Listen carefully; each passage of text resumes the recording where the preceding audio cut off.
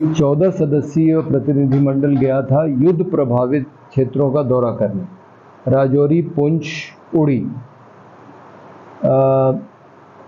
करीब 18 लोग जम्मू कश्मीर में मरे हैं, कुल मिला के करीब 30 लोग मरे हैं भारत में। लेकिन पुंछ, राजौरी और उड़ी के लोगों का ये कहना था कि जब आप युद्ध करने वाले थे, क्योंकि 7 मई को बताया गया था कि मॉक ड्रिल होगा, लेकिन युद्ध चालू हो गया, तो एक आम शिकायत ये थी कि अगर सरकार हमें बता देती, क्योंकि आपको मालूम है कि पाकिस्तान को उन्होंने बताया था कि वो हमला करने जा रहे हैं टेररिस्ट साइट्स पे, तो लोग कह रहे थे कि भाई हमको भी बता देते तो हम लोग अपने घर छोड़ के चले जाते सुरक्षित इलाकों में, तो जाने नहीं जाते। दूसरा, बहुत नुकसान हुआ है घरों का, 500 से ऊपर घरों का नुकसान हुआ है एक एक ज़िले में। उसमें सरकार ने जो मुआवजा दिया है वो बहुत कम है, बल्कि जब हमने लेफ्टिनेंट गवर्नर से बात की तो बोले नहीं, वो मुआवजा नहीं है, वो तो सिर्फ रिलीफ है, राहत की राशि दी गई है, जो 1,20,000 अगर पूरे घर का नुकसान हुआ है और अगर आंशिक नुकसान हुआ है तो 6,000। तो हम लोग दौरा करके फिर लेफ्टिनेंट गवर्नर श्री मनोज सिन्हा से भी मिले, तहसीन भाई भी साथ में थे, और हम लोगों ने कहा कि भाई ये लोगों की शिकायत है। वो रिपोर्ट अभी बन रही है और हम लोग उसको इसी महीने दिल्ली में ही रिलीज़ करेंगे। दूसरा, फिर हमारा एक समाजवाद की पाठशाला नाम का 5 दिन का कार्यक्रम अभी संपन्न हुआ है, जो 21 से लेकर 25 जून तक था, और पूरे देश से सोशलिस्ट पार्टी से जुड़े करीब 30 लोग आए थे, और स्थानीय लोगों की भागीदारी के साथ ये समाजवाद की पाठशाला भी संपन्न हुई। इसमें आखिरी दिन डॉक्टर सुनीलम का एक सत्र था, और डॉक्टर सुनीलम भारत फिलिस्तीन एकजुटता मंच के अध्यक्ष भी हैं, तो उन्होंने जैसे ये बैनर लगा हुआ है उस तरह का एक बैनर हॉल में लगाया, जिस वजह से पुलिस वहाँ आई और हम लोगों को डिटेन किया कुछ घंटों के लिए मैसूमा थाने में, और ये कहा गया कि हमने बिना अनुमति ये कार्यक्रम किया। लेकिन हम लोगों ने ईमेल द्वारा lieutenant governor, chief secretary, chief minister सबको सूचित किया था। तो अंत में कुल मिला के फ़िलिस्तीन का जो बैनर लगा था उसको लेके उनको आपत्ति थी। हम लोगों से माफ़ी लिखाई गई। हम लोगों ने माफ़ी सिर्फ ये कह के लिखी कि भाई देखिए, बैनर किसी और ने लगाया था, वो वक्ता थे हमारे डॉक्टर सुनीलम, कार्यक्रम फ़िलिस्तीन पे नहीं था, वो समाजवाद के ऊपर था, इसलिए हम ज़रूर माफ़ी मांग लेते हैं, लेकिन हम फ़िलिस्तीन के समर्थन में हैं, और अगर ये सोशलिस्ट पार्टी का कार्यक्रम फ़िलिस्तीन के मुद्दे पे होता तो हम बिल्कुल माफ़ी नहीं मांगते।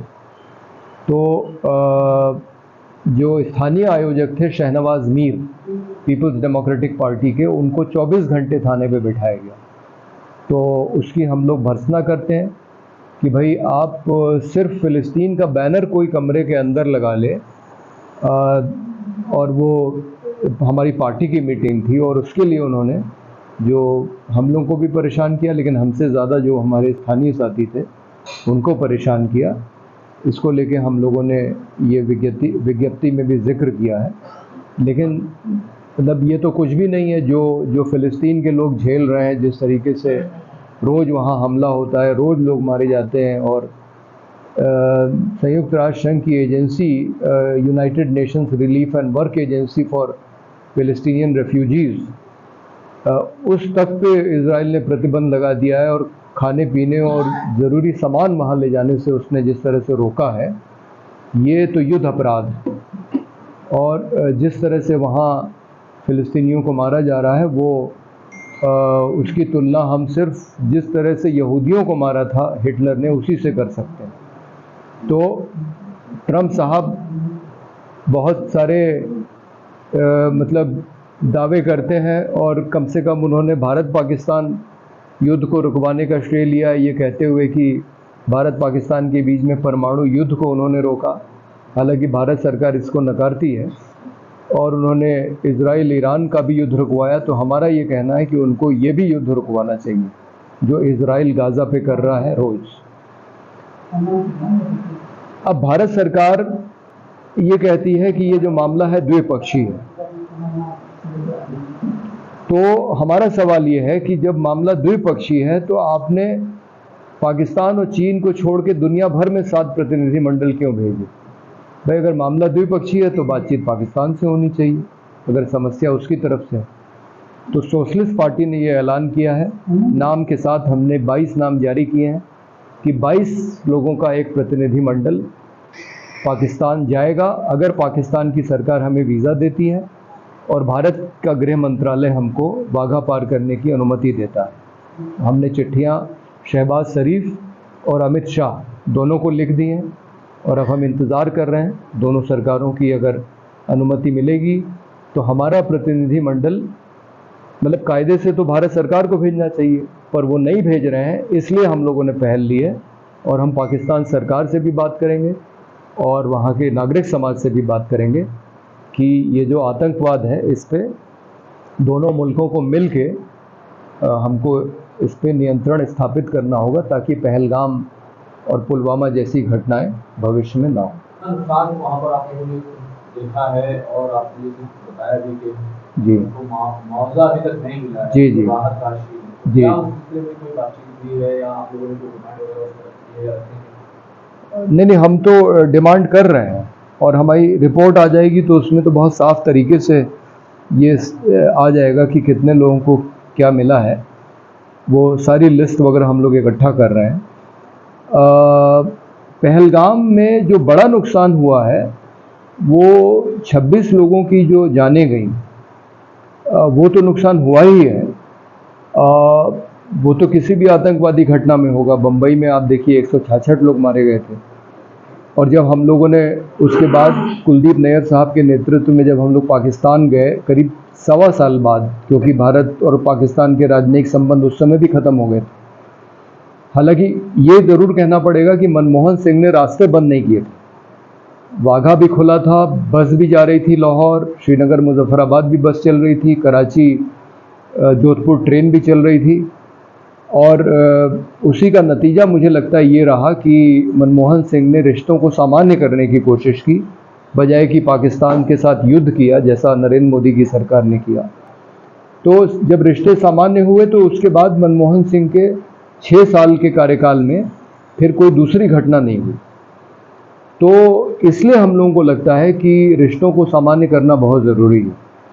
तो जो बड़ा नुकसान हुआ है लोगों की जान के अलावा, और यहाँ ज़रूर हम ये कह दें कि वो तो सब बाहर के थे 25 लोग जो मारे गए, लेकिन जो स्थानीय परिवार था सैयद आदिल शाह, उसके घर हम लोग गए थे और उसके भाई ने ये कहा कि उसने एक संदेश दिया एक रिकॉर्डेड मैसेज में कि मैं भारत के लोगों से कहना चाहता हूँ कि वो इसी तरह पर्यटन के लिए आते रहें और यहाँ एक नहीं और भी आदिल हैं जो अपनी जान पे खेल के उनकी जान बचाएंगे। और उसने कहा कि मुझे अपने भाई के जाने से ज़्यादा उनका दुख है जो भारत के अलग अलग इलाकों से आए थे, क्योंकि वो हमारे मेहमान थे। तो आपको मालूम है कि कश्मीर में मेहमान नवाजी का एक संस्कृति है जो बहुत मशहूर है। तो जो बड़ा नुकसान हुआ है वो ये कि वहाँ पे पर्यटकों ने जाना बंद कर दिया था और बहुत सारे लोगों का जो रोज़गार उस पर निर्भर है उनको बड़ा नुकसान हुआ है। अभी भी हम लोग जब श्रीनगर में थे 21 से 25 जून, तो वहाँ एक मक्का मार्केट है लाल चौक में, तो वो लोग भी यही कह रहे थे कि हम लोग शाम को 7-8 बजे गए थे, वो कह रहे थे कि अगर पहलगाम नहीं हुआ होता तो हमारे पास इतनी फुर्सत नहीं होती कि हम आपसे बात कर पाते। ये बड़ा नुकसान हुआ है। हालांकि अमरनाथ यात्रा हो रही है, लेकिन मनोज सिन्हा जी ने खुद कबूल किया है कि इस साल संख्या पिछले साल की संख्या से बहुत कम है। तो जिसने भी ये करवाया उसका उद्देश्य कश्मीर को ही नुकसान पहुंचाना था। लेकिन इस बार अच्छी बात ये रही कि कश्मीर के लोग खुल के सड़कों पे आए, कैंडल लाइट प्रदर्शन वगैरह किए इस घटना के खिलाफ।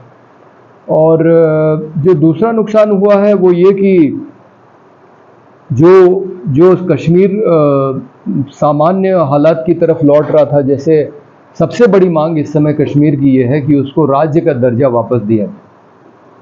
हाँ, तो इस मांग पे सब एक मत हैं, लेकिन अब शायद इस घटना की वजह से वो कुछ और टल जाएगा। तो कश्मीर के लोगों का जो अधिकार छीना गया है धारा 370 और 35A को हटा के और स्टेटहुड को ख़त्म करके। और लद्दाख के लोगों की भी यही पीड़ा है कि उनका स्टेटहुड तो गया ही, लेकिन साथ ही साथ उनकी तो असेंबली भी चली गई। कश्मीर में कम से कम असेंबली है अभी। तो लद्दाख के लोग भी ये मांग कर रहे हैं, क्योंकि हमारे कार्यक्रम में सज्जाद कारगिली वहाँ से आए थे, एक सेशन में वो वक्ता थे।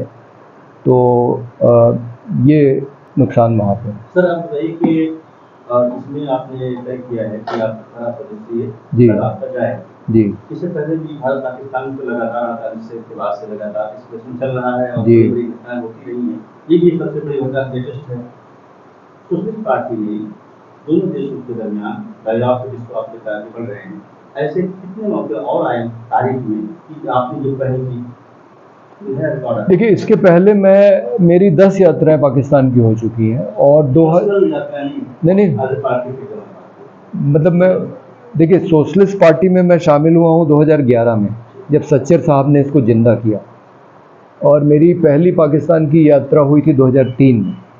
उसमें जो एक यात्रा बहुत विशेष थी, जो फैसल साहब यहाँ बैठे हुए थे। 2005 में हम लोगों ने दिल्ली से मुल्तान की एक पदयात्रा की और दिल्ली से वाघा तक तो हम लोग चल के गए थे। वहाँ उन्होंने चलने नहीं दिया, लेकिन गाड़ियों से हम लोग मुल्तान तक गए थे। वो बहुत सफल यात्रा थी। तो इन सारी यात्राओं का उद्देश्य ही ये काम हम करते हैं, भारत पाकिस्तान शांति और मैत्री अभियान के नाम से। और वो हमारा पार्टी का एक फोरम जो है जिसके संयोजक आईडी खजूरिया जी हैं, जो कठुआ में रहते हैं। तो वो पार्टी का ही फोरम, तो वो फोरम पहले से ही चल रहा है। अब हमने उसको पार्टी का फोरम बना लिया है। उसी के तहत ये पदयात्रा हुई थी दिल्ली से मुल्तान की। और जो मैंने बताया 2008 में बम्बई की घटना हुई है और 10 में कुलदीप नैयर के नेतृत्व में हम लोग गए थे, जिसमें पाकिस्तान के बड़े नेताओं से मिलने का मौका मिला था। नवाज शरीफ के फार्म हाउस पे हम लोग गए थे लाहौर के बाहर, और जरदारी उस समय राष्ट्रपति थे। उनकी बहन फरियाल Talpur member of national assembly थी, तो उनसे मुलाकात हुई थी, क्योंकि जरदारी उस दिन चीन गए हुए थे। तो हमने ये देखा है कि पाकिस्तान के लोगों में, मैं मिलिट्री और आईएसआई की बात नहीं कर रहा हूँ, पाकिस्तान के लोग और जो वहाँ के जो पॉलिटिकल पार्टीज हैं, उनके अंदर ये एक प्रबल इच्छा है कि भारत के साथ सामान्य संबंध स्थापित हों। अभी हमने इस युद्ध के बाद, मतलब 7 तारीख को युद्ध शुरू हुआ है और आप समझिए कि 7 की शाम को हमारा एक ऑनलाइन कार्यक्रम था, जिसमें दोनों तरफ से मिला के 100 लोग शामिल हुए जूम मीटिंग में। और जूम की सीमा है 100 की, तो और भी लोग उसमें शामिल होना चाह रहे थे लेकिन नहीं हो पाए। फिर हमने एक युवाओं की मीटिंग की जिसमें 78 लोग शामिल हुए। फिर हमने एक दोनों तरफ के एकेडमिक लोगों की मीटिंग की जिसमें 100 लोग फिर शामिल हुए, जो उसकी सीमा है जूम की। और आने वाली 3 तारीख को, यानी कि कल शाम को 8 बजे, आप में से जो शामिल होना चाहेंगे उनके साथ मैं लिंक शेयर कर दूंगा। साउथ एशिया यूनियन, जैसे यूरोपियन यूनियन बना है उस तरह से साउथ एशिया यूनियन बनाया जाए। देशों के बीच की सीमाओं से फ़ौजें हटा ली जाए, पासपोर्ट वीज़ा की ज़रूरत ख़त्म की जाए, आना जाना आसान किया जाए। क्योंकि हमारा मानना है कि जब संबंध सामान्य होंगे तो आतंकवाद भी ख़त्म होगा और कश्मीर है या चाहे जो भी मसला है वो हल होगा। ये आपने बड़ी अहम बात कही जी। कि सीमा हटाने की बात करते जी हैं। जी। भारत के चारों तरफ इतने देश हैं, तकरीबन सब इस वक्त भारत के विरोधी श्रेणी में आते हैं। जी जी। नेपाल था जो हमारा सबसे घनिष्ठ जी मित्र था, वो इस वक्त चाइना जी में दिखाई दे रहा है। जी। श्रीलंका की भी यही हाल है। पाकिस्तान तो पहले ही से 1948 से हमारे खिलाफ खड़ा रहा है और उनके हमारे से मामला रहा है। दूसरे जो ममालिक हैं, कैसे ये इंसाफ जो आप देख रहे हैं, इंसाफ को क्या कैसे आप कर सकते हैं? इसमें मैं 2 बातें कहूँगा। एक तो ये कि ये भारत की विदेश नीति की असफलता के कारण ये सारे देश चीन के नज़दीक पहुँच गए। नहीं तो इन सारे देशों को कायदे से भारत के साथ होना चाहिए था, क्योंकि इनकी जो संस्कृति है वो भारत से ज़्यादा नज़दीक है। और नरेंद्र मोदी के प्रधानमंत्री बनने के पहले सार्क नाम का जो फोरम चलता था वो काफ़ी अच्छी तरह से चल रहा था। सबने मिल के एक साउथ एशिया यूनिवर्सिटी बनाई थी जो आपके दिल्ली में चल रही है। तो ये भारत की विदेश नीति की असफलता है कि ये सिर्फ अगल बगल के ही देश नहीं, दुनिया का कोई भी देश हमारे साथ नहीं खड़ा है। भारत पाकिस्तान के युद्ध के मामले में, है ना। ज़्यादा देश पाकिस्तान के साथ खड़े हैं। तो ये हमें सोचना चाहिए कि हमारी कौन सी विदेश नीति में गड़बड़ी हो रही है कि दुनिया का कोई देश हमारे साथ खड़ा होने को तैयार नहीं। दूसरी बात, मैं आपसे पूछूंगा, इन सब देशों और चीन को मिला लिया जाए तो सबसे बड़ा दुश्मन कौन है? चीन ही है ना।